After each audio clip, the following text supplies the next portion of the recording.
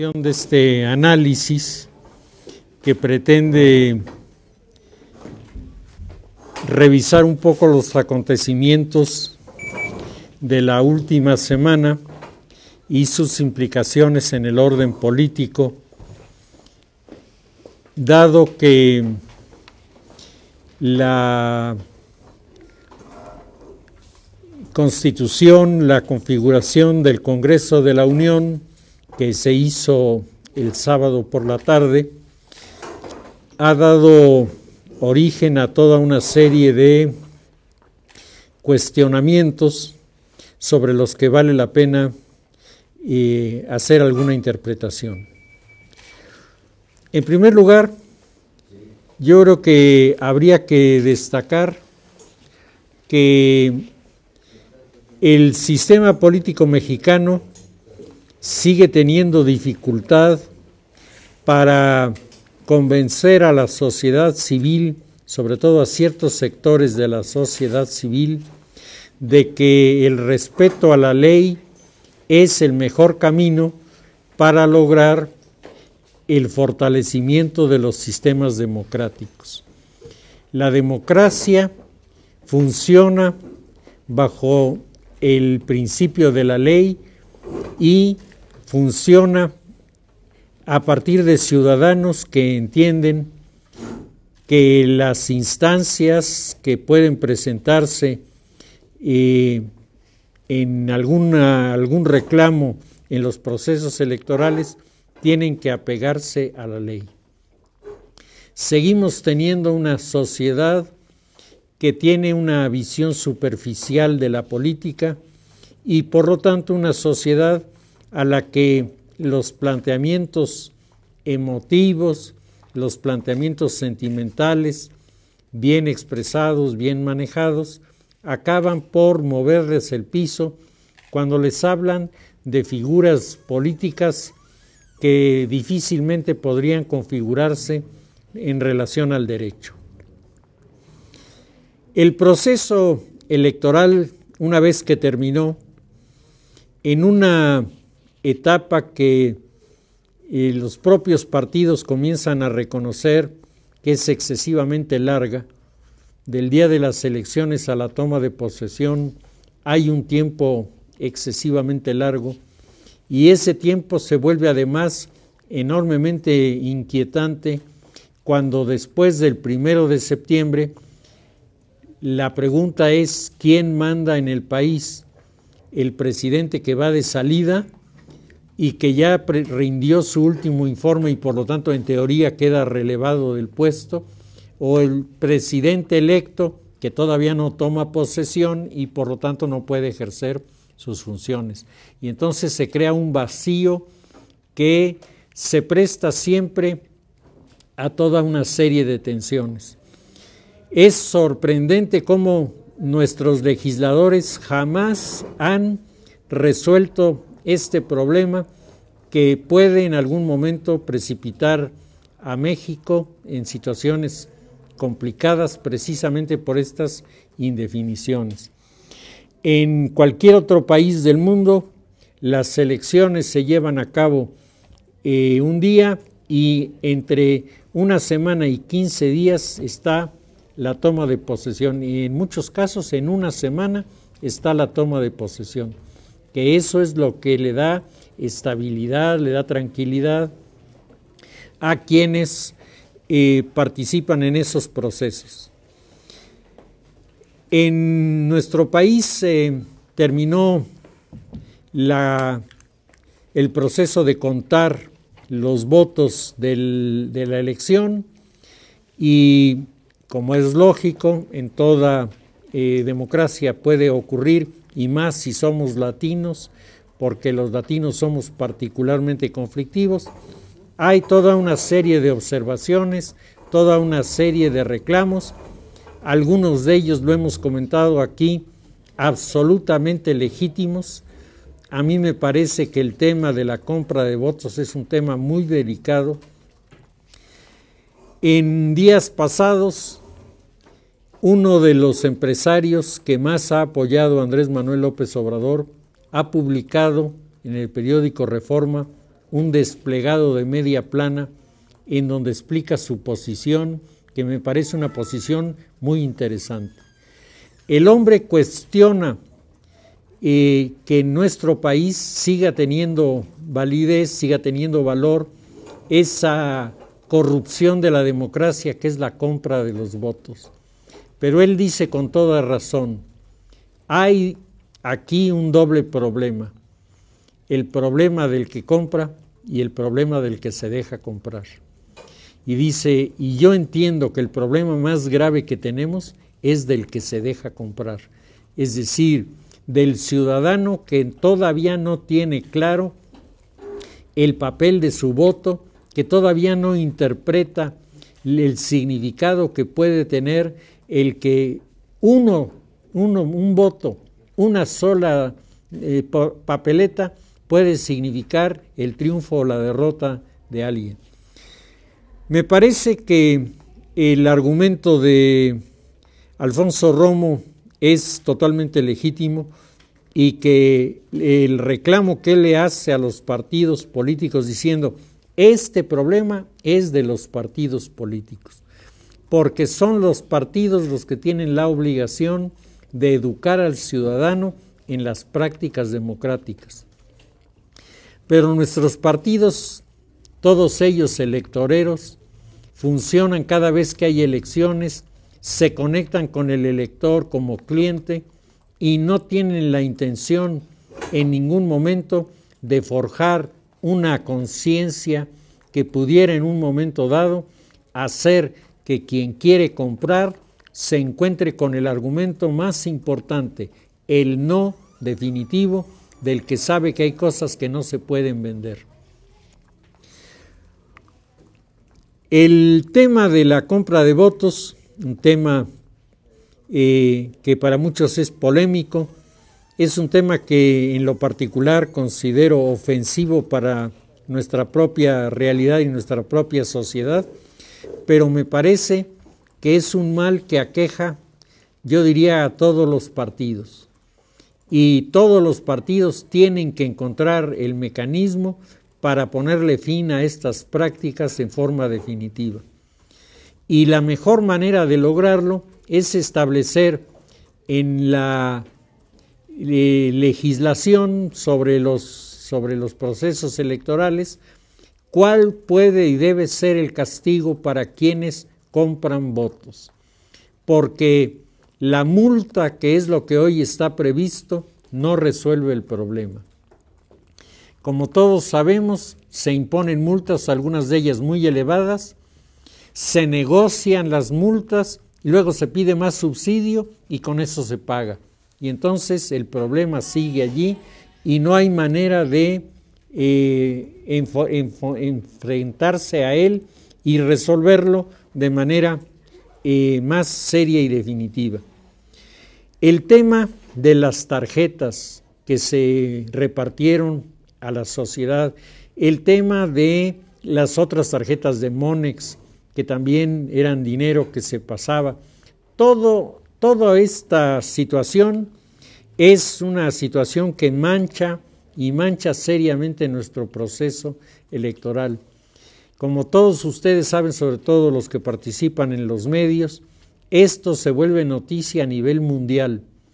y aparecemos en los medios internacionales como una especie de democracia de segundo patio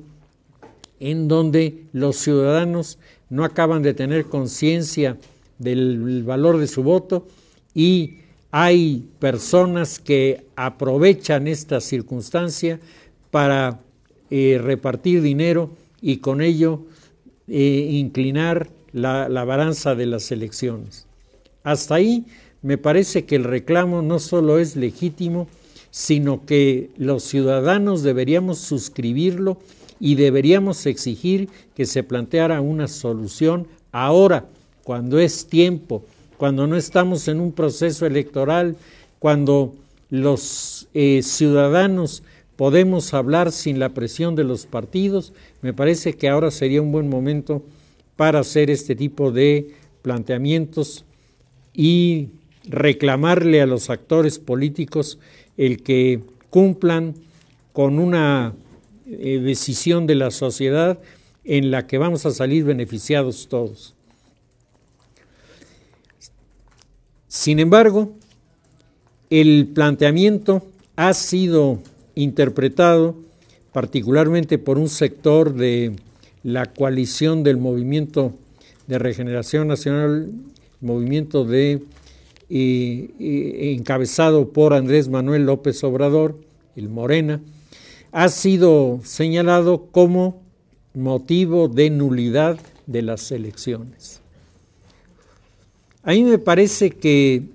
el motivo de nulidad de las elecciones que está tipificado no corresponde a esta reclamación por seria que sea,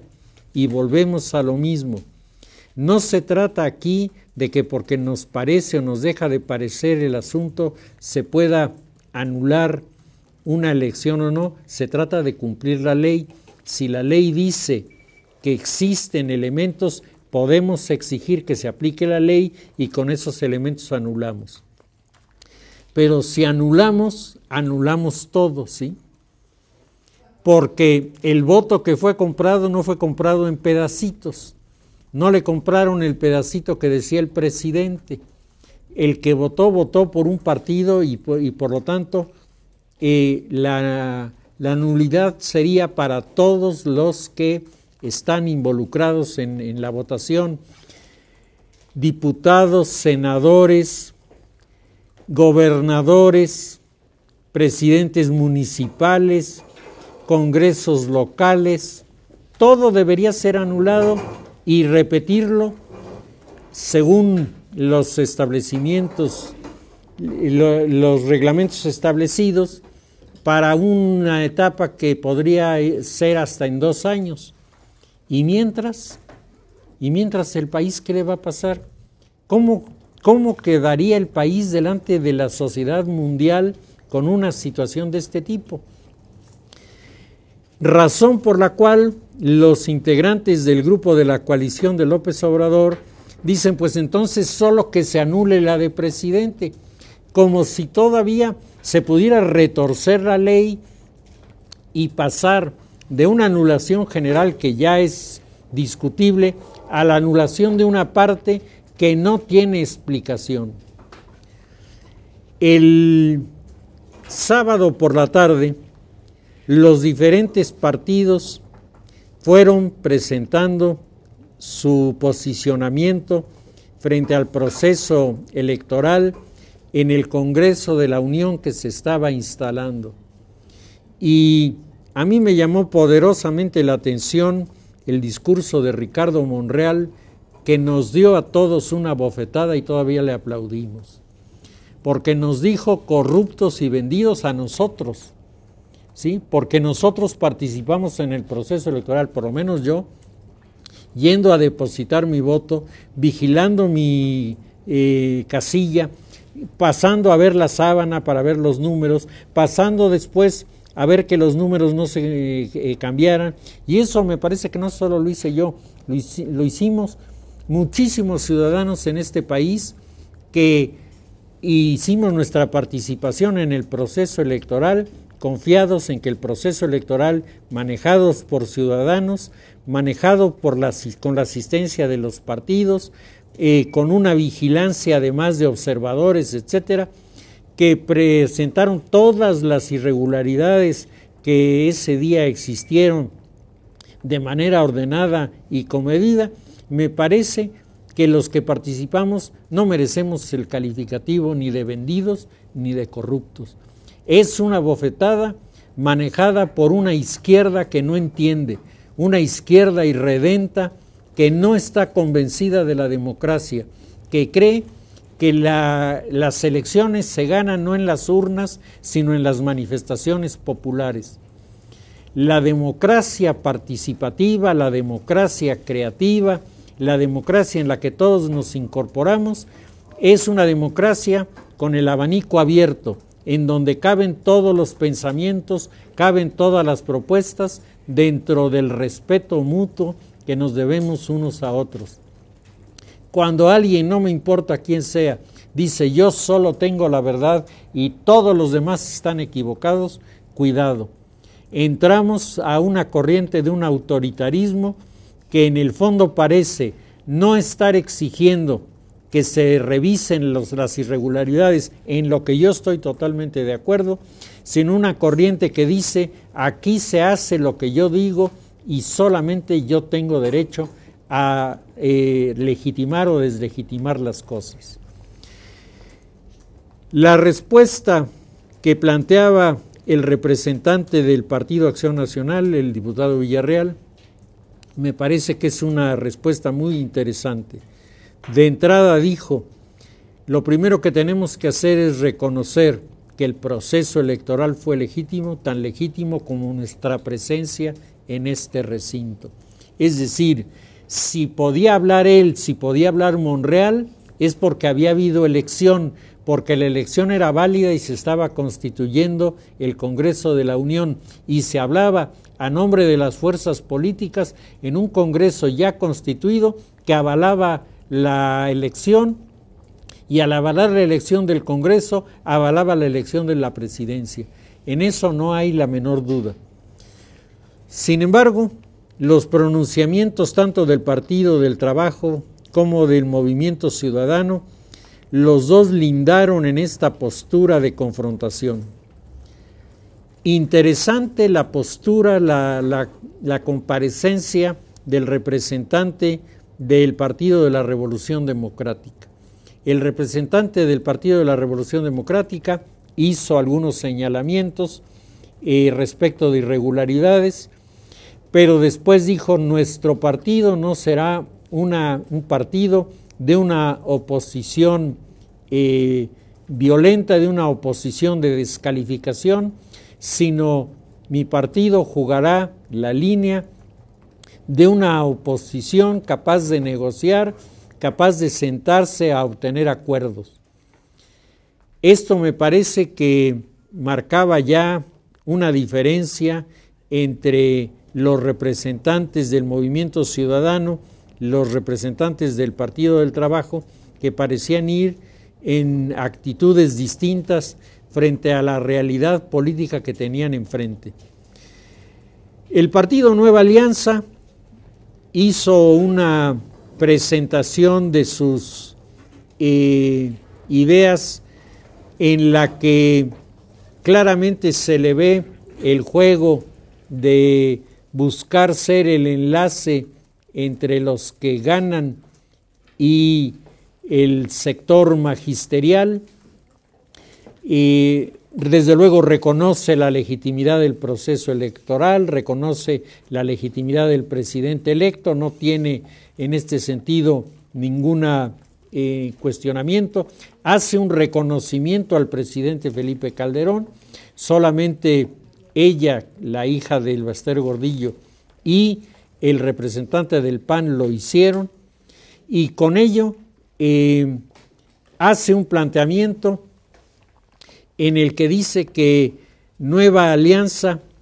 va a garantizar la autonomía plena del Instituto Nacional de Evaluación de Educación, en uno de los temas que en este momento está sacando chispas. Ustedes seguramente han visto en los últimos días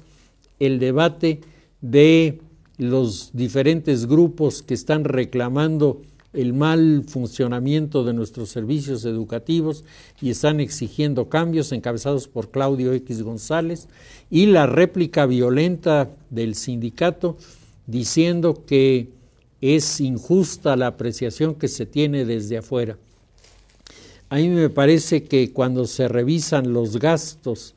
de todo el aparato burocrático del sindicato magisterial y nos encontramos con números de miles de millones de pesos, yo creo que no solo Claudio X González, yo creo que todos los ciudadanos deberíamos comenzar a preguntarnos por qué ese dinero no está en las escuelas que nos están enseñando, que no tienen a veces mobiliario, que no tienen pizarrones, que no tienen equipos de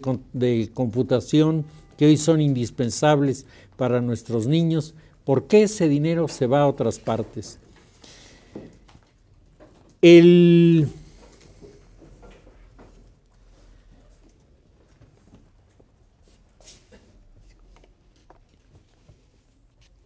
Las comparecencias en la Cámara de Diputados,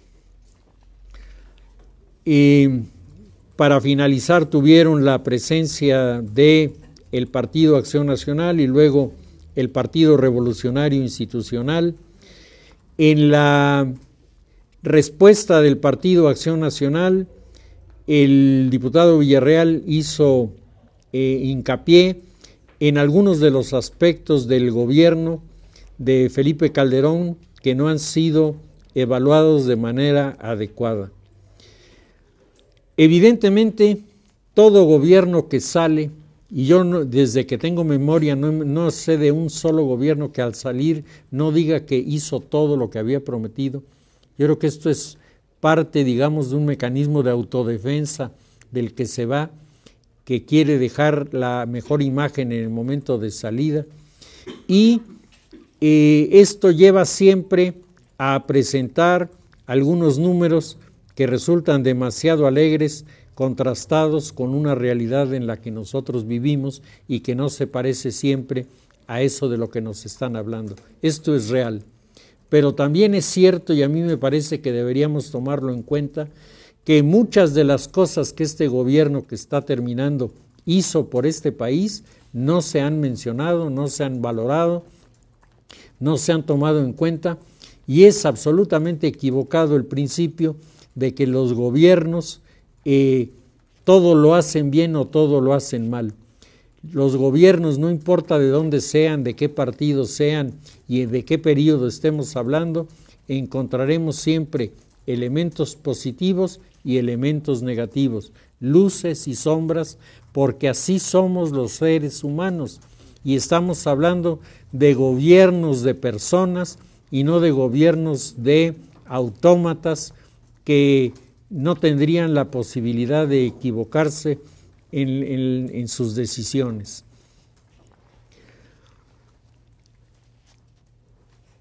Ustedes saben que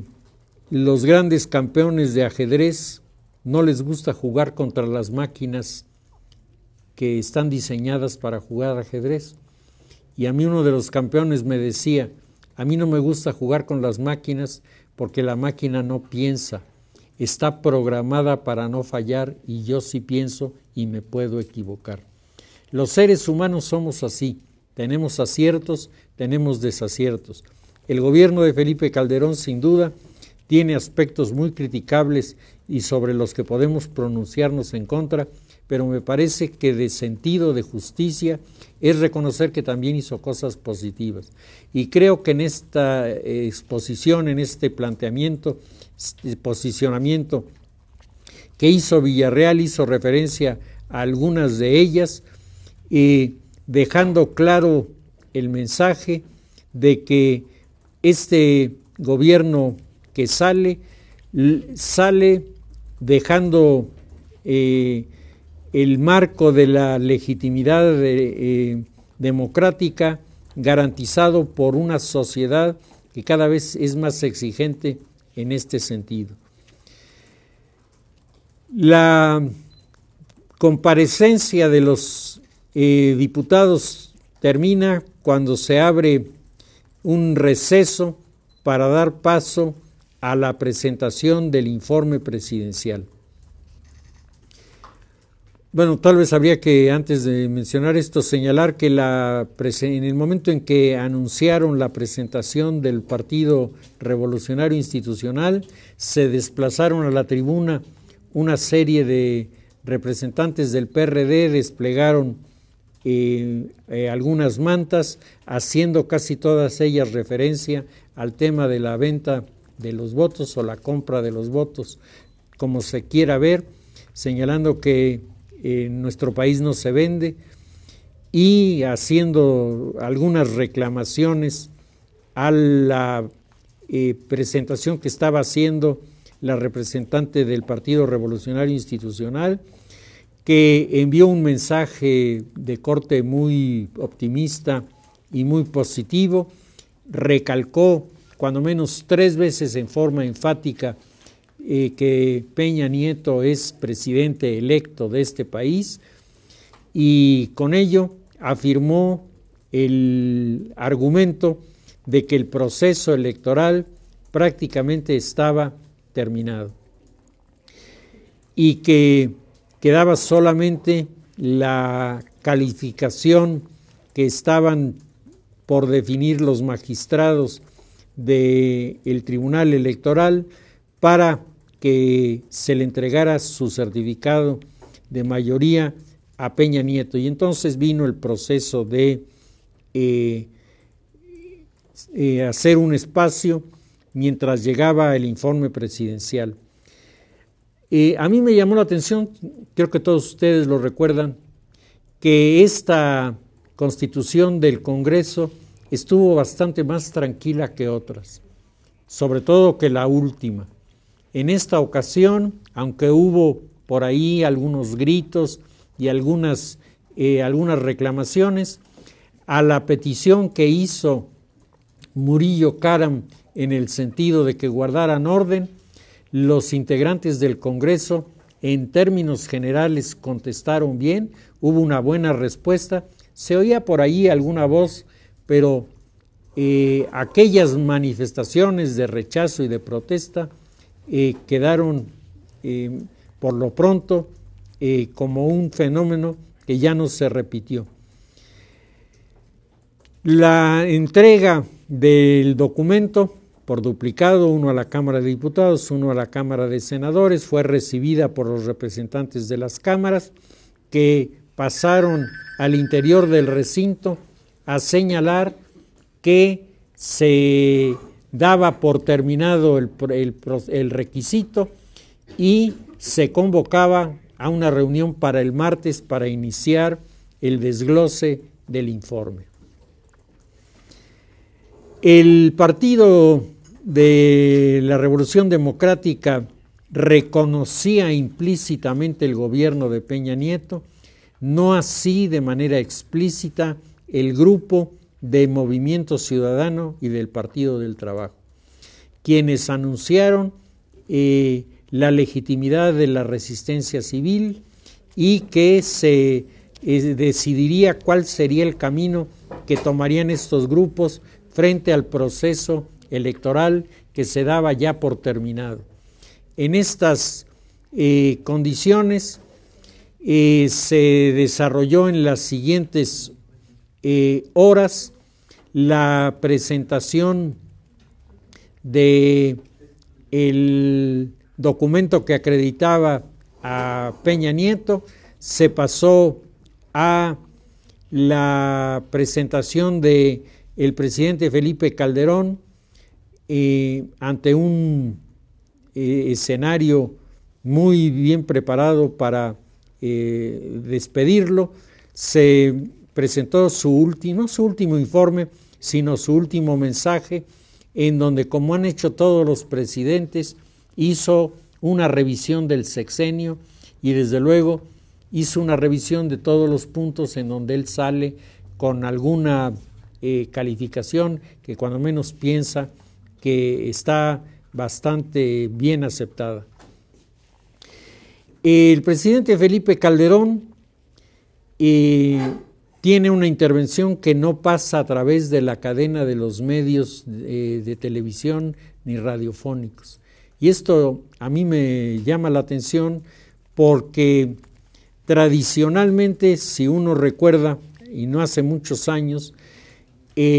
aún ya habiéndose perdido estas manifestaciones fastuosas del Día del Presidente, yo creo que el mensaje del presidente es un mensaje que va en primer lugar a la clase política. Si ustedes reflexionan, es la única ocasión en que por reglamento constitucional se encuentra el Poder Ejecutivo con el Poder Legislativo para dialogar. Y esto no es una casualidad, ni es una ceremonia simbólica sin mayor profundidad. El que se impida que el presidente dialogue con la Cámara de Diputados habla del problema político que tenemos en este país. un país en el que después de haber vivido durante 70 años bajo un régimen de partido excluyente que tenía una sola representación y en donde los diputados llegaban a la Cámara a levantar el dedo para apoyar a la presidencia de la República, no importaba lo que dijera. Me parece que este periodo ha dado paso a una etapa en la que la figura de el presidente es totalmente menospreciada y se plantea una postura de congresionalismo, es decir, un Congreso que asume posturas que no le corresponden sin que nadie ni corrija, ni diga nada, ni esté dándose cuenta de que nos estamos manejando en una instancia que por no estar regulada por la ley nos pone en graves predicamentos. El presidente debió haber hablado ante los diputados y los diputados debieron haber aprendido a oírlo y debieron haber aprendido a cuestionar, a debatir, a disentir, porque la clave de la democracia está en esto. Yo creo que es un error el que algunas personas imaginan de que la democracia sería ideal si todos pensáramos lo mismo. Entonces no estaríamos en una democracia, estaríamos viviendo ante un sistema político verdaderamente deshumanizado, porque nos habría quitado a las personas una de las cualidades más importantes que tenemos, que es la de tener nuestra propia opinión y ser capaces de defenderla. A mí me parece que una verdadera democracia, una democracia que refleje la realidad en la que vivimos, tiene que abrirse a la pluralidad y tiene que abrirse a la visión de una sociedad que se quiere integrar desde ángulos muy diferentes. Esto creo que se ha perdido desde el momento en que la figura del Ejecutivo desaparece y entonces todo se arregla en negociaciones entre grupos que no siempre son ni del agrado de la sociedad y mucho menos atienden los temas que la sociedad está requiriendo en este momento. Se dice, y creo que con razón, que el presidente convirtió su presentación en una especie de ensayo de la autoadulación, es decir, habló muy bien de él mismo, y me parece que en buena parte es cierto, pero la pregunta es, ¿qué otra cosa podía ser si el ambiente, el ámbito en el que tenía que haber presentado el informe se le cerraba y no le dejaba alternativas? Evidentemente, en un escenario preparado por él y para él, el esquema de presentación fue decir, y en todo sacamos estrellita, a pesar de que sabemos los ciudadanos de que tenemos toda una serie de atrasos y tenemos toda una serie de situaciones que no se han resuelto y que la nueva administración va a tener que enfrentar desde perspectivas y ángulos que son algunos de ellos verdaderamente inquietantes. El presidente en su exposición habló del tema de la seguridad y el Estado de Derecho, en donde refirió los elementos positivos y destacables de las modificaciones que se han venido haciendo a nuestros cuerpos de seguridad, pero no entró en otros temas que son temas muy polémicos, el tema de las víctimas, el tema de el número de muertos que se han producido en esta lucha contra el crimen, que son temas que ciertamente el presidente debería tocar y debería explicar, porque algunos medios de comunicación, con una actitud que a mí me parece muy reprobable, pretenden presentar a todos los muertos de la batalla contra el crimen organizado como una acción del presidente, como si el presidente los hubiera matado. No, en las operaciones que se han implementado de parte de los organismos de seguridad ha habido víctimas y esas víctimas son las que deberían contabilizarse en la línea del combate en contra del crimen para que veamos si en los números estamos respondiendo o no a la problemática que nos han generado los integrantes del crimen organizado. Pero me parece que decir que los crímenes que entre ellos practican unos con otros se le deben atribuir al régimen es francamente sectarizar de manera excesiva el conocimiento de lo que está ocurriendo realmente. El presidente no se metió en estos detalles, lo que nos dijo fue que habían aumentado los policías federales de 6,000 a 30,000, que 22 de los 37 criminales más buscados están detenidos, que se ha creado la Procuraduría Social de Atención a las Víctimas de Delitos, es decir, habló de los aspectos positivos en donde él quedaba de alguna manera bien parado. En segundo lugar, habló de la economía competitiva y del tema espinoso de la generación de empleos. Y ahí se encuentra uno con una situación que es totalmente contradictoria. Por una parte, el presidente dice a lo largo de su exposición sobre el tema económico que no solamente se han creado las condiciones, sino se han creado empleos en número que rebasa los empleos del sexenio anterior, lo que correspondería entonces a su propuesta cuando fue candidato a la presidencia de ser el presidente del empleo. Sin embargo, los resultados que nosotros estamos percibiendo en el área de los empleos no nos dicen exactamente la misma versión. El presidente menciona, y me parece que es uno de los temas importantes a considerar, que nuestro país está dando pasos muy sólidos para la incorporación a los grandes retos de los mercados globalizados y que nuestro país ha dado una muestra muy clara de confiabilidad ante las inversiones, puesto que los inversionistas aumentaron en México en este sexenio de manera considerable frente a las inversiones del sexenio anterior. Y yo creo que los poblanos algo tenemos que decir, porque el establecimiento de la AUDI aquí no puede ser un fenómeno aislado, es parte de la credibilidad que despierta un gobierno, porque si el gobierno fuera tan descalificado como algunos medios suponen, no vendría una institución de esta magnitud, con una inversión de este significado, a establecerse en el estado de Puebla, que me parece que puede ser el principio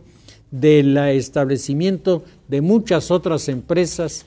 que naturalmente acompañan a las empresas automotrices, porque se vuelven subsidiarias de las mismas y generan una apertura de empleo verdaderamente importante. Me parece que esto también tenemos que tomarlo en cuenta, tenemos que valorar la realización de estas medidas que no solamente se quedan en lo teórico, sino que finalmente aterrizan en resultados prácticos que podemos medir y que podemos disfrutar, particularmente aquellos que estamos resultando, al final de cuentas, el primer escalón de acercamiento a estas políticas de inversión en el mundo globalizado. En muy poco tiempo nuestro estado, posiblemente en 3 o 4 años, será el primer productor de vehículos en el país, y esto nos dará un posicionamiento interesante Y creo que si este fenómeno comienza a repetirse con otras empresas en otros estados, muy probablemente en unos años más tengamos un escenario mucho mejor que el que tenemos ahora. Y no faltará quien diga, esto lo hizo el PRI. Y es cierto, lo va a hacer el PRI, pero lo va a hacer el PRI sobre las bases que le dejó asentados el Partido Acción Nacional. Como el PAN logró equilibrar la economía del país que le había dejado blindada a Ernesto Zedillo. Son realidades que tenemos que aprender a evaluar para acercarnos lo más posible a un sentido de justicia cuando evaluemos estos temas.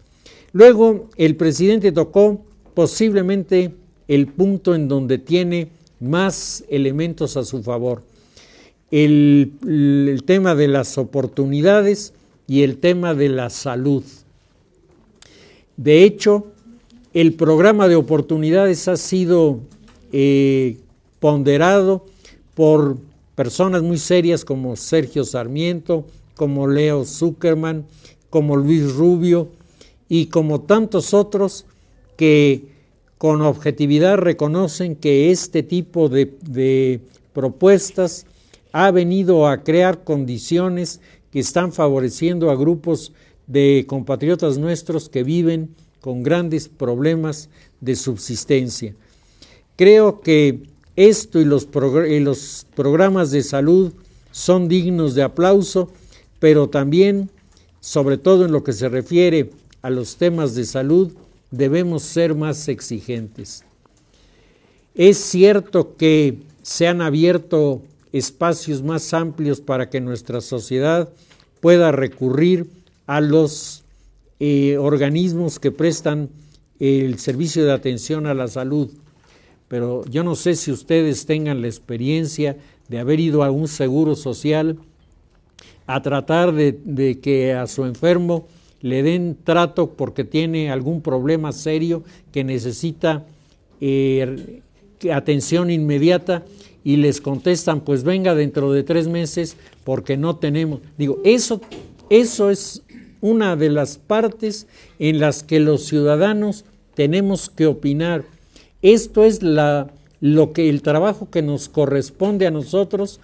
para que se afinen estos modelos y al final de cuentas resuelvan los problemas. De poco nos sirve a la sociedad el que haya un cuadro básico de medicinas si cuando llega el enfermo resulta que esa medicina en este momento no la hay, venga la semana próxima. Imagínense cuando es insulina o alguna de esas medicinas que no pueden dejar de tomar los enfermos, se crean situaciones verdaderamente complicadas. Creo que la propuesta de que se le dé al ciudadano una receta que pueda ser surtida en una farmacia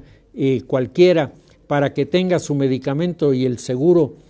pague este medicamento es un buen principio. Pero los ciudadanos tenemos que estar activos en esto, tenemos que afinar los mecanismos de funcionamiento si queremos que las cosas mejoren y la gente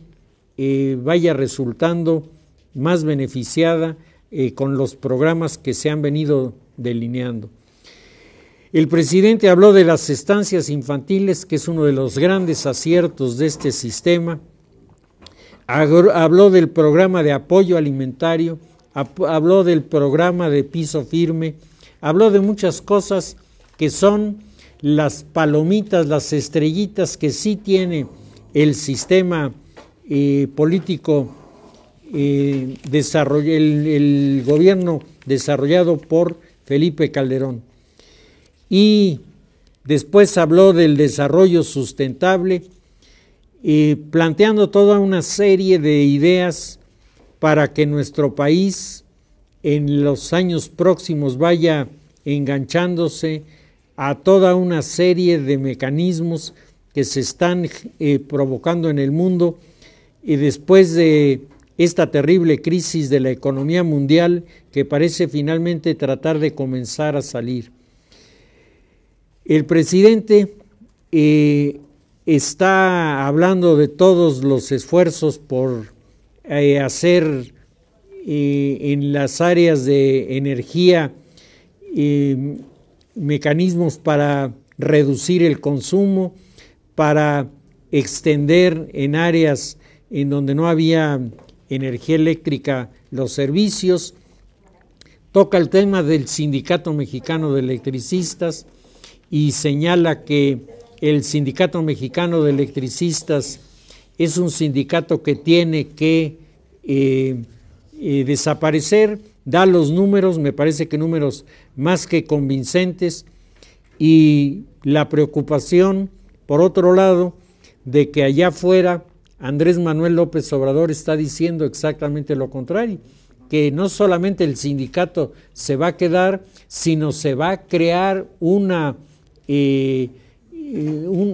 todo un sistema de manejo de la energía eléctrica para entregárselos después de los datos que se dan del mal servicio y la pésima calidad del Sindicato Mexicano de Electricistas. Me parece que a veces la idea de la representación popular queda totalmente descalificada por estas versiones que son de un populismo que resulta difícilmente aceptable. Finalmente, el presidente habló de democracia efectiva y política exterior. Habló del liderazgo que México ha tenido en las últimas reuniones. Tenemos que reconocer que el presidente Felipe Calderón, a diferencia del presidente Vicente Fox, que en las relaciones internacionales nunca le fue bien, desde que le dijo a Fidel Castro que comiera y después se desapareciera, desde ahí comenzó con el pie izquierdo con las relaciones internacionales, la reunión de Buenos Aires y toda una serie de intervenciones en donde participó. Al hombre no le fue bien. Felipe Calderón tuvo que remontar un escenario que el presidente anterior había venido generando. Me parece que sin haber alcanzado cosas excepcionales, el hecho de que México haya sido reconocido en las últimas 3 reuniones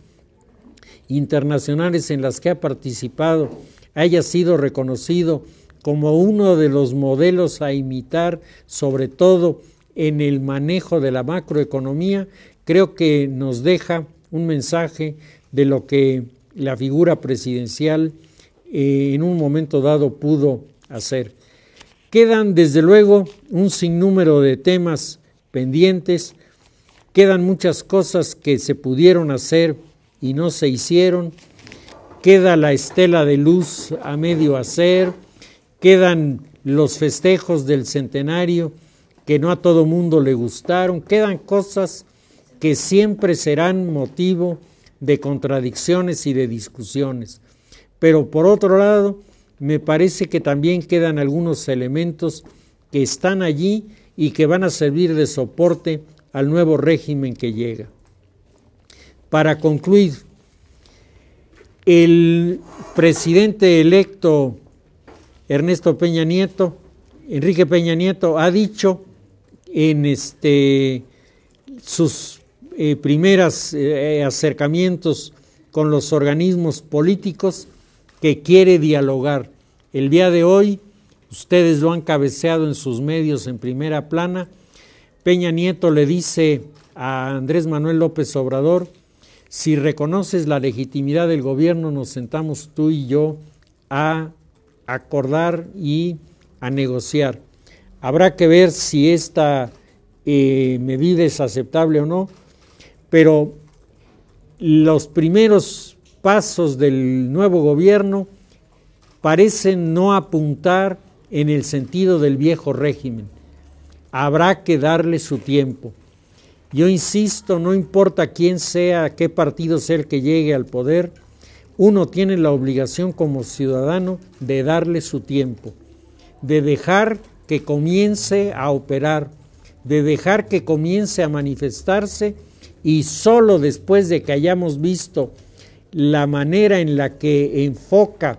y en la que intenta resolver los problemas, en ese momento podemos aplaudir o podemos decir que no estamos de acuerdo. Pero no me parece muy correcto el descalificar antes de ver cómo va a funcionar. Pudo haber sido el candidato de uno o no. Hoy es el presidente electo y a mí me parece que la convocatoria que hace Felipe Calderón en el sentido de que todos los ciudadanos tenemos que respaldar al nuevo gobierno, porque si le va bien al nuevo gobierno, le va a ir bien a esta nación, es un planteamiento que habla de una gran honestidad y habla al mismo tiempo de una madurez cívica que hace mucha falta en este país. Se han terminado las incertidumbres, se han terminado todas las dudas que existían respecto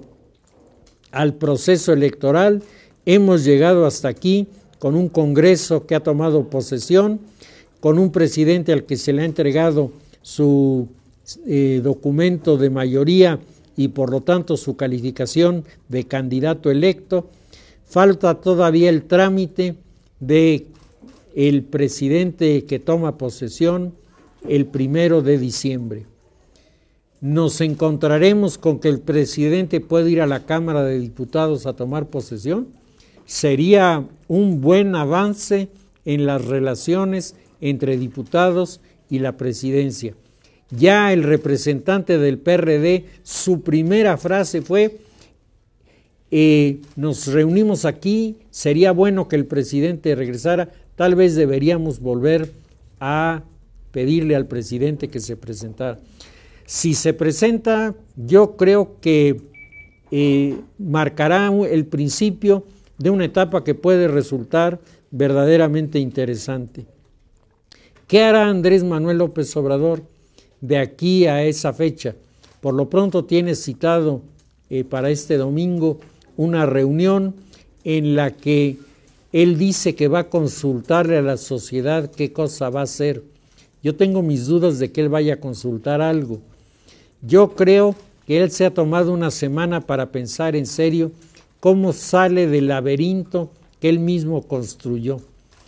Y que si tiene una idea de pasar a la historia como un personaje con un liderazgo excepcional, que lo es, porque se lo ha ganado, puede optar por una línea de negociación exigente que lo puede dejar muy bien posicionado frente a su partido, frente a la sociedad, y le puede dar además una calidad moral excepcional ante la izquierda. La otra alternativa de Andrés Manuel López Obrador es que entre al camino de la rebelión, al camino de la ocupación de áreas en la Ciudad de México, en el intento de manejar las casetas en las autopistas, y entonces esto, en primer lugar, nos va a crear como sociedad muchísimos problemas, a él lo va a deteriorar enormemente, pero a su partido le va a causar un daño terrible, porque la sociedad no distingue entre si quien se equivocó es el partido o el que se equivocó es el líder del partido. Me parece que el PRD y López Obrador seguramente estarán sentados en este momento debatiendo qué hacer, porque el futuro de este partido y su liderazgo dentro de la sociedad y dentro de los propios organismos de representación puede quedar afectado,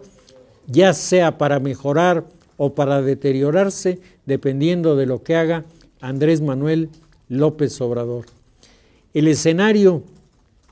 parece estar finalmente definido, parece que los actores han tomado su lugar y lo único que queda es que la sociedad, nosotros los integrantes de la sociedad civil, hayamos aprendido de todos estos acontecimientos todo lo que no nos gusta para tratar de mejorarlo.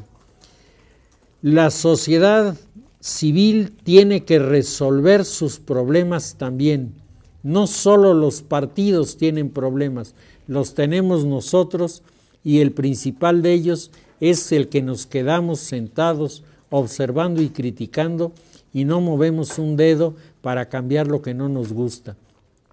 Si nuestra sociedad se volviera más participativa, yo les aseguro que no desaparecerían los problemas, porque esto es utópico, pero serían menores y sobre todo tendríamos manera de incidir en la solución de los mismos con muchas ideas que en la sociedad existen y que si los partidos las aprovecharan, sin duda a todos nos iría mejor. Esto es lo que pudiéramos decir entonces respecto de este proceso que se ha celebrado en este fin de semana, el reconocimiento del presidente electo, la constitución del Congreso de la Unión, la recepción del informe presidencial por duplicado y el mensaje del presidente Felipe Calderón, su último mensaje, con el que prácticamente la figura del presidente se desvanece y comienza a crecer la figura del presidente electo, sobre el que hay innumerables dudas y hay también enormes expectativas. El tiempo nos irá diciendo finalmente cuál será la verdadera valoración que haremos de esta figura que ha sido tan criticada y tan cuestionada a lo largo de todo el proceso y sobre todo en la fase final del mismo. Pues con esto terminamos nuestro análisis.